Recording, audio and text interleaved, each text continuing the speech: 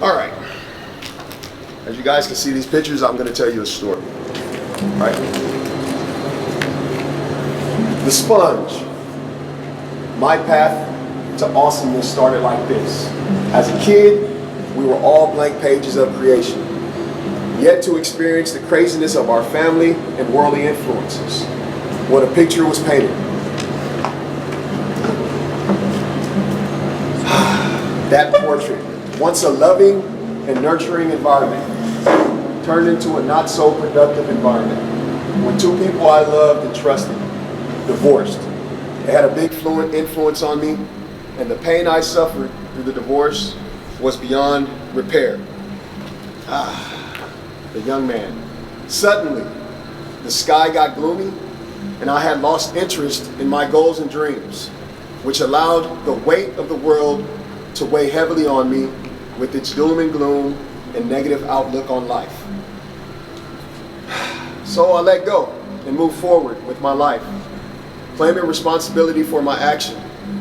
Shows that I'm willing to take accountability for decisions and choices I make. And when I forgive, it means that I do take the harm from the past out of the equation and instead protect myself and others by making more positive decisions based on the needs of others I once crowded out because of my past harms.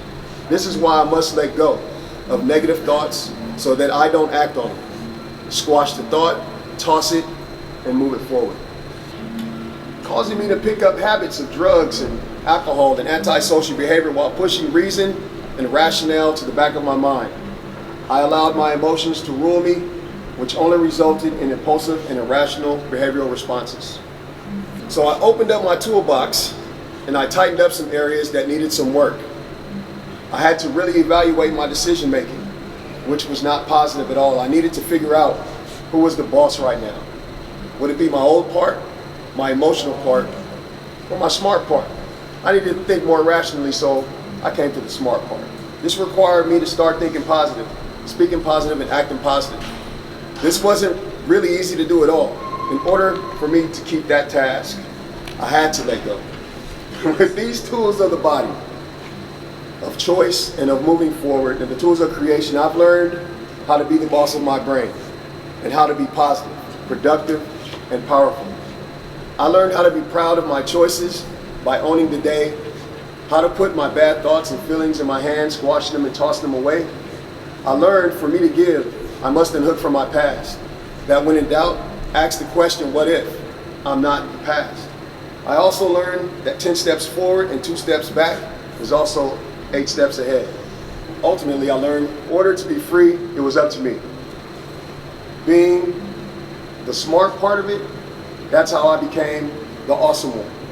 These tools are only successful when put into use.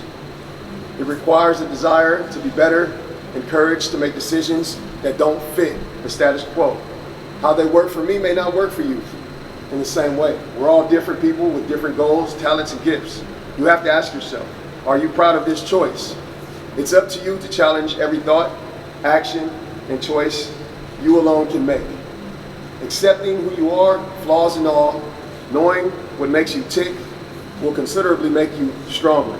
When using your invaluable experiences as tools to improve your life and the circumstances that surround you, they will also affect others who fall into your orbit. Don't be discouraged when you stumble. Everybody makes mistakes. Mistakes don't define who you are.